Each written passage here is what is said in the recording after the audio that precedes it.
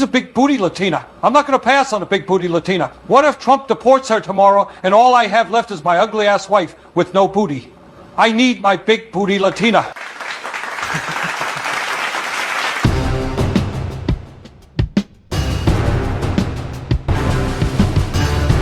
The banner story of the present moment. Bernie Sanders fighting the oligarchy. Now, apparently the way you fight the oligarchy is you write a book about it and you go on podcasts to sell it. That is how you do it. So Bernie is fighting the oligarchy, and in his quest to smite the oligarchy, isn't it ironic? he was on Tim Dillon. And let's start with this clip of him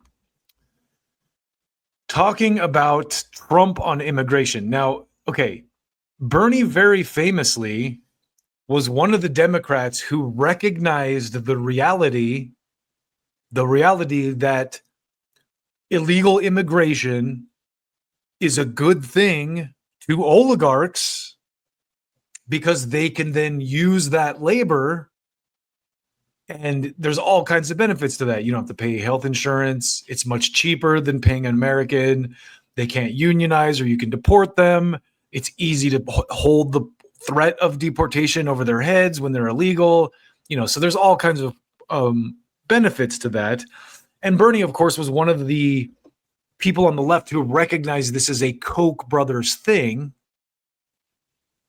very fairly.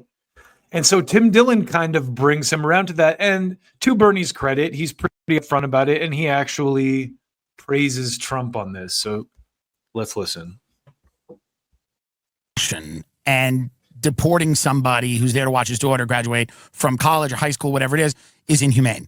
But I will point to an article from 2007 in the Wall Street Journal about the Krieger poultry processing plant in Georgia. And what it was after a raid, you had the owners of that company were forced to hire American workers. A lot of them were African-American workers, and then raise wages to around $7 to $9 per hour. And this was the direct result of not having a pool of undocumented labor. I think a lot of people. So I just want a quick sidebar here. I've talked a little bit about the H-1B visas thing, and one of my relatives mentioned this again. There's a lot of immigrants who are legal immigrants who are ported over here from other countries to work at universities and medical facilities because they're cheaper. And the H-1B thing, which just went through the Trump administration fixed for that, where they made it $100K for you to file an H-1B visa, is going to help a lot with that. It's going to force those companies to, hire Americans for those roles. And I don't think it's racist by any stretch to prioritize Americans for those jobs. I mean, it's just not. It's like any country would prioritize its citizens over. That's not to say that immigrants aren't welcome and shouldn't be welcome within, reason. And when there's exceptional cases, of course, if you like I've said before, if you're going to get a rock star surgeon from India, $100K for the H-1B visa is worth the investment. But for the people that are taking advantage of this just to import cheap nurses from India or Korea or whatever, it's not. It's going to end. They're going to have to jack their rates up a little bit and actually hire Americans for those jobs, and that's a good thing. So anyway, back to Bernie. Don't like to see people zip tied in the middle of the street, but they do look at the Biden administration letting in 10 million people, and they're suffering, and their health care. So the point that Tim is making here is a good one, and I think all the Rogan sphere kind of comedian talkers have made it. And it's that, hey, look, we're for, strengthening immigration laws and enforcing immigration laws, but we're also not for just randomly abducting people in the streets. Now, we can get into the veracity of a lot of these videos. I think a lot of these are staged. I think a lot of these are, I won't get into all that now. You can tell me I'm wrong if you want, but I'll tell you you're wrong. point being is no one supports these inhumane, a guy who's lived here his entire life, who's at his daughter's graduation, as Tim's saying, using that as an extreme example, being raided by ICE and taken away. No one's into that. However, there is validity to, enforcing these laws. Doesn't exist or is too expensive. And they're looking at all the people coming in and the justifications for that these are all jobs Americans won't do. The service industry, whether it's manufacturing or landscaping or whatever it is. These jobs, because this is what ever since I've grown up, we've always heard that. These are jobs Americans won't do. Mark Andreessen. I can't remember who made this point, but there was literally a TV show called like The Dirtiest Jobs or whatever. That's all kinds of like the most degrading, like disgusting jobs. People will do fucking whatever if you pay them well enough. People will do anything if you pay them right. Said recently that the only jobs that won't be replaced by AI are venture capital, which is his job. So my question is there a position that the Democratic Party can take that is obviously anti-people getting dragged out of their houses, but recognizes that citizenship should mean something, that we should have a border, and that, having laws that protect workers is important, and that people employing undocumented workers or illegal labor is driving down wages for Americans? You've asked a lot of very important questions, good questions. Let's start off with the basic. So long as we have nation states, right, which we have, you got to have borders, right? Right. If you don't have any borders, then you don't have a nation, right, in a sense. So that's just common sense. It's funny, one of my relatives said something about like, I don't even believe in borders. And I'm like, oh, you'll believe in border if someone starts camping in your lawn. So if a homeless guy starts camping on your lawn, I bet you fucking believe in borders, my friend.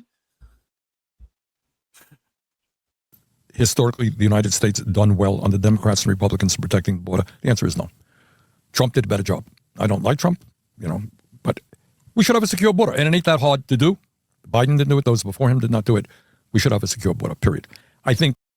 No, I just want to say, too, I don't want anyone to get the impression that I'm like, oh, yeah, America, this is our land. Believe me, there's a long history of us kind of illegally taking the land here. Like, I'm not saying we're entitled to it, just like, a certain country in the Middle East is not entitled to their land, the land that they're on. But the point is, like Bernie's saying here, you got to have some kind of, order. If you're a nation state, you have to have a border and order. Most people in the Congress agree with that. Why don't you think he did it, just out of curiosity? Pardon me? Why don't you think Biden was more proactive with securing the border?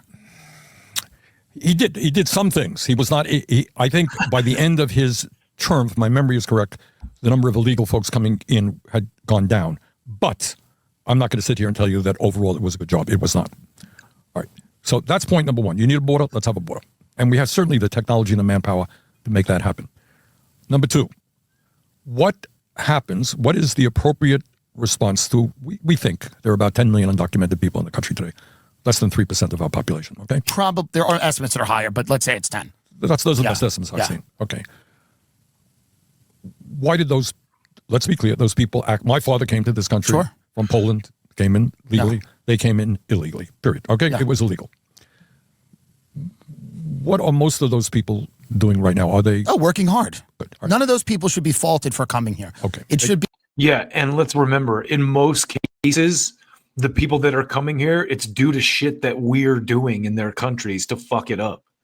So I don't think anyone in their right mind blames these immigrants for their migrant status or trying to find a better life for themselves.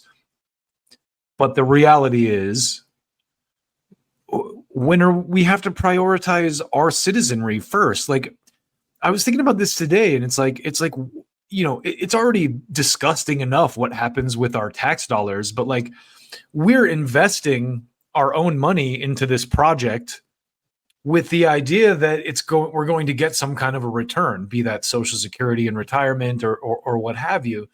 So it is kind of unfair for us to have like spent our lifetimes investing into this infrastructure and this kind of like life for ourselves, and then just for them to just give it away to other people. Now, again, we're responsible in a lot of cases for that. And I wouldn't argue, oh, just eject people that have been here for years illegally. That's not the correct way. I don't think anyone with any sense believes that to begin with. But anyway, let me let Bernie finish here.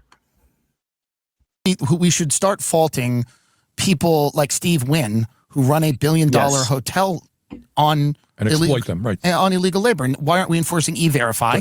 Yeah. Good. All right. Yeah. All right. Anyway, so you got these folks who came to this country the same reason my dad came to this country. He grew up poor in Poland, came for a better life. And that's why they dragged their kids, from Mexico, Guatemala, thousands of miles. They have a better life. They escape the violence and the poverty that they're in. They're here now. The truth of the matter is, and one of the things that I really, really dislike about Trump and what demagogues always do is this country, as we've discussed, has enormous problems. And what demagogues always do, instead of trying to deal with why we have those problems, what are the causes of the problem, what are the solutions, you blame a powerless minority. Okay, now I'm going to go ahead and disagree with Bernie a little bit there, because all Trump and his, kind of talking points on this war really is like, let's enforce the laws. I don't think that there's an argument to be made that Barack Obama, the quote unquote deporter in chief, did a lot more to make the lives of immigrants difficult than Donald Trump did, if you look at, the hard numbers. That aside, I'm not going to deny that Donald Trump's rhetoric is a lot more brash towards, immigrants and whatnot. By the same token, I know plenty of Latinos who were born here in the United States who support everything that's going on. I know plenty of, one of my best friends, it's so funny, like my perspective on electoral politics, or like the duopoly, is so funny, because one of my best friends for the last 20 years is an Asian Korean Jew who's a Pat Buchanan conservative, and he's one of my best friends and has been for a long time. The guy is literally like, his dad is a Russian Jew, his mother is Korean, so he's mixed ethnicity, full-blood American, but very right-leaning, very pro-Trump from the beginning, always would like send me Pat Buchanan articles and all that kind of stuff. So long story short, an Asian man, who's an American, but a man of Asian descent, is like way more to the right even of me on this stuff. So that's my kind of perspective here. But to keep going down this path, I think that clip is where, after that is where Bernie kind of pretty much loses me. And I'm going to show you why right now, because he kind of proves that he is nothing but a stock Democrat. Despite the independent next to his name, he's a Democrat. And listen, Tim gets after him on the Ukraine war. You see right now that this is the biggest tension point in both the Republican and Democratic Party when it pertains to young voters.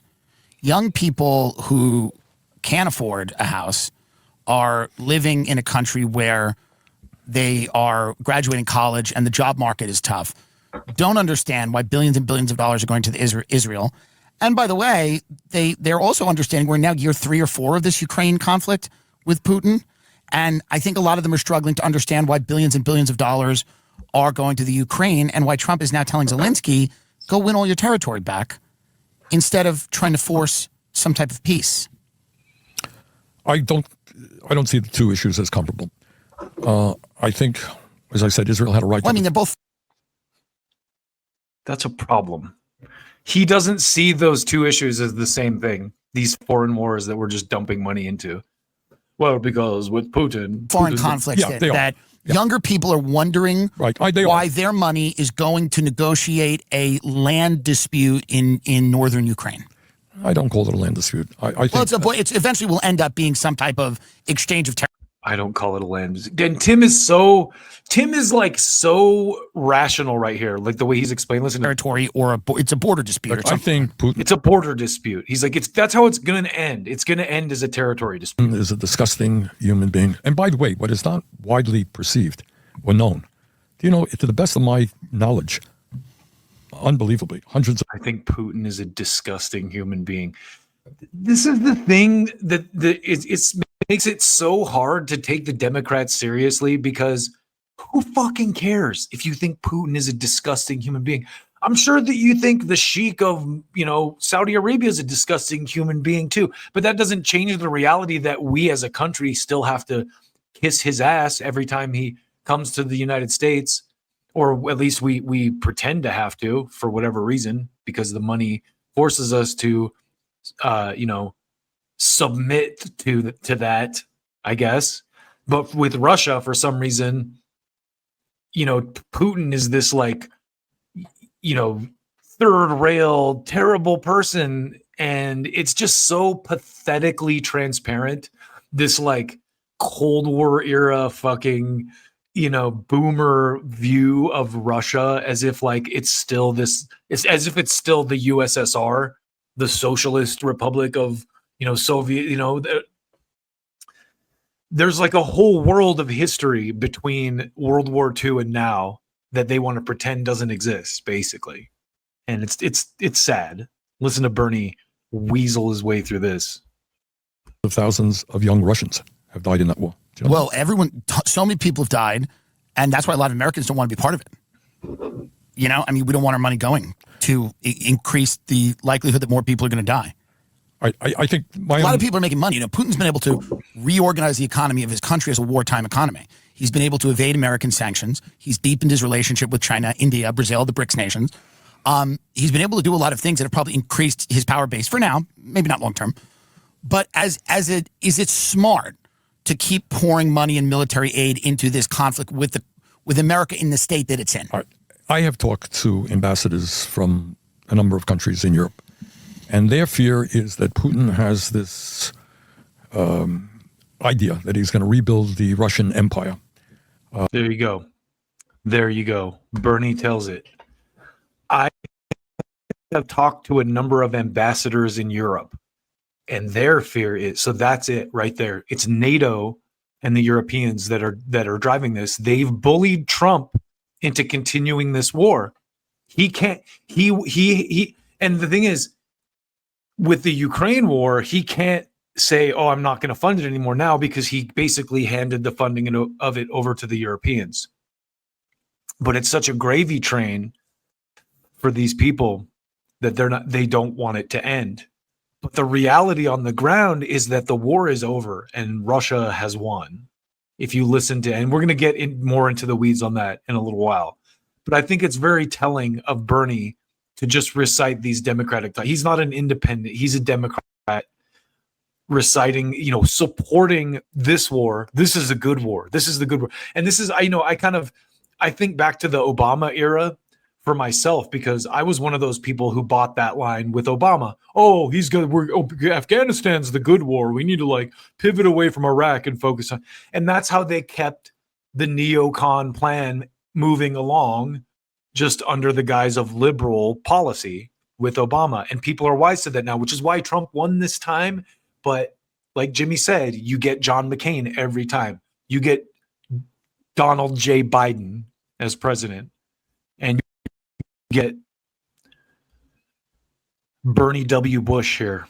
And continue to advance. And if he is not stopped at the Ukraine, other Eastern Europe countries will be next. I think NATO will be involved. So they have a neat little shell game here going on too, in that there's no video or speech of Putin saying, hey, I'm going to take over Europe whatsoever. And if you show footage of Putin saying anything else, that's Russian propaganda. So it's a nifty little shell game they have to keep their endless war going. But the reality is, man, you poor Ukraine, because they're being used as a pawn in this. You know what I mean? Their country's been hollowed out. Their population, the male population of the country's been wiped out, unnecessarily, because they've been used as this pawn.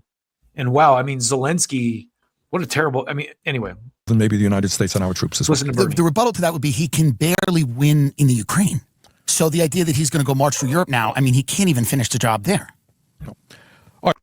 So this is the other thing. I think this idea that Putin can't finish the job in Ukraine, I think Trump even said this, that Russia's a paper tiger. No, they're being measured, actually, because I don't think they want it to spill out into a larger war. They have the capabilities to completely wipe that country off the fucking map if they want to. They have nukes. We know this.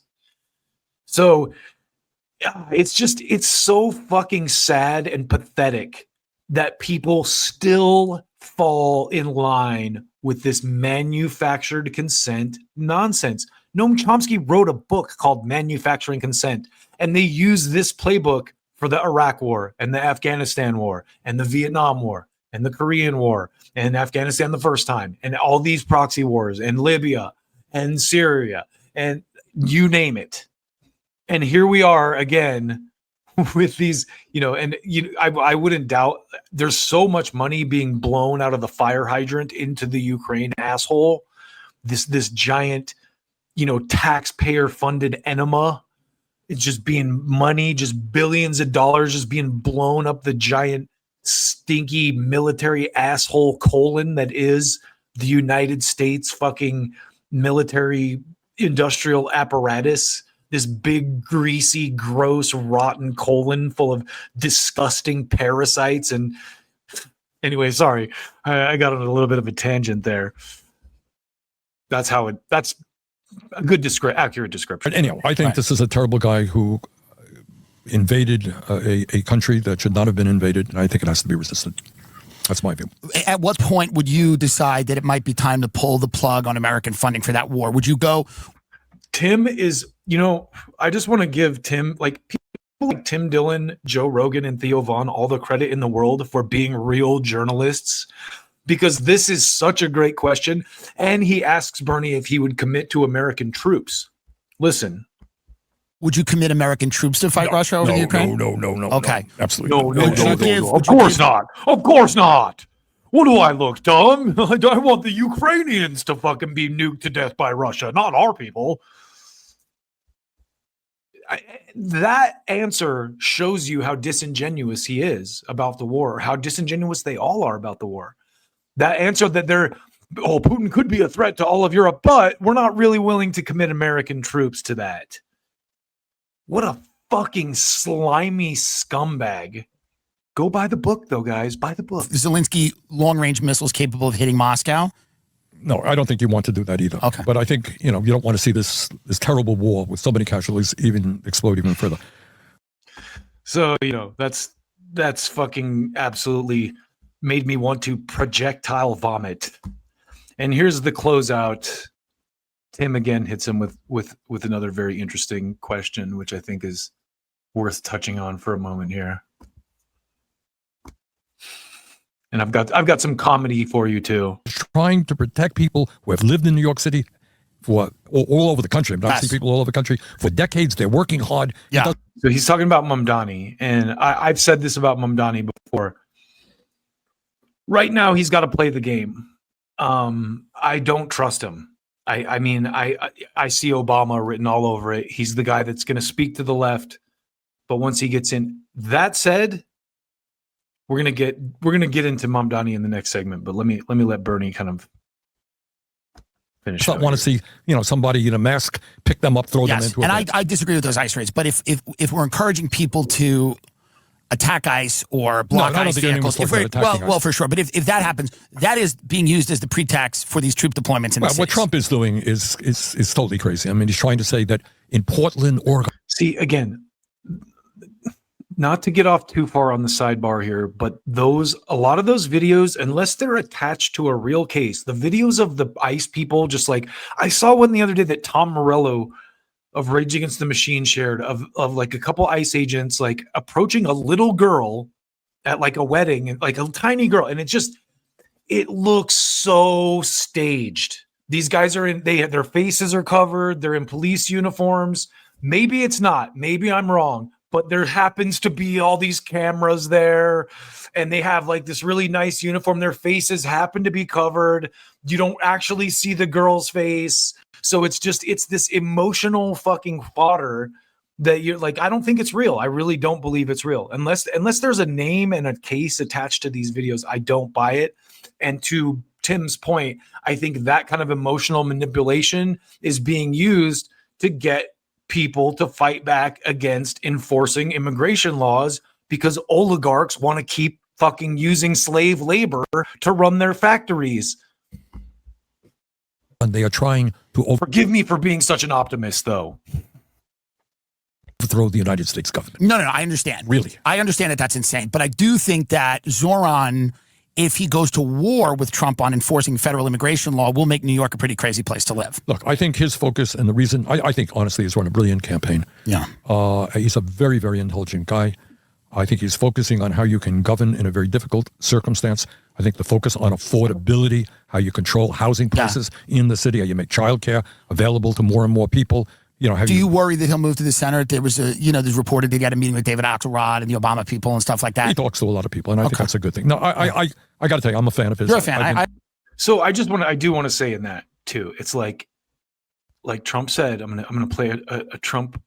You have to get elected also, and because that has to do with other things. You got to get elected. So with Zoran kind of playing nice with the Democrats, like the Axelrods and the stuff like that, it's kind of like, okay, I'll give him, I've said this before, I don't trust the guy. I don't trust it. But also the fact that you have a person like that saying the things that he's saying, and I have a great clip of him in just a minute that we're going to talk about. But the more I hear the guy talk, the more I really like the guy, I have to admit. And you're going to see why in a minute. But listen, I've been really impressed. This is a guy. What if he's toasting Jamie Dimon in 2 years? What if he's in a ballroom? I don't think that's going to Well, this is what happens sometimes. Yeah. And then somebody's in a ballroom with Jamie Dimon and Zoran going, Jamie, when I got here, I was a skeptic, but you're my best friend. And then they're on a yacht, and it's going all over New York. Between you and me, I do not think that's going to happen. I don't think Alexandra and I will be in New York City next week. Is she running for president? How about a unity ticket? That's too... So... They've gotten shit on this oligarchy tour for flying on private jets and staying at like top tier hotels. But oh no, we wouldn't do that. Marjorie and Cortez. What about that? Marjorie Taylor Greene and AOC. You came up with that idea. It's actually my idea. It's not a bad idea. All right. Fighting Oligarchy is the book. Fight Oligarchy. Senator Bernie Sanders from Vermont, a consistent voice in American politics. There's no one that doesn't respect you, by the way, which is rare to say to a politician. Go out, read this book, including me, and I appreciate you coming on and talking to us. Read this book. Go spend the money on Bernie's book to help him fight the oligarchy. And I want to end this piece with a scoop, which is actually an AI clip. This is AI. I think AOC and Bernie Sanders are having an affair. Like, people know this. Everyone knows.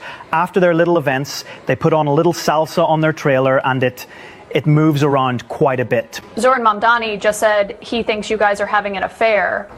What's your response to that? No, let me jump in on this one. This is what we're talking about. So what if we like to put on a little salsa and get naked in our trailer? This is a big booty Latina. I'm not going to pass on a big booty Latina. What if Trump deports her tomorrow and all I have left is my ugly ass wife with no booty? I need my big booty Latina.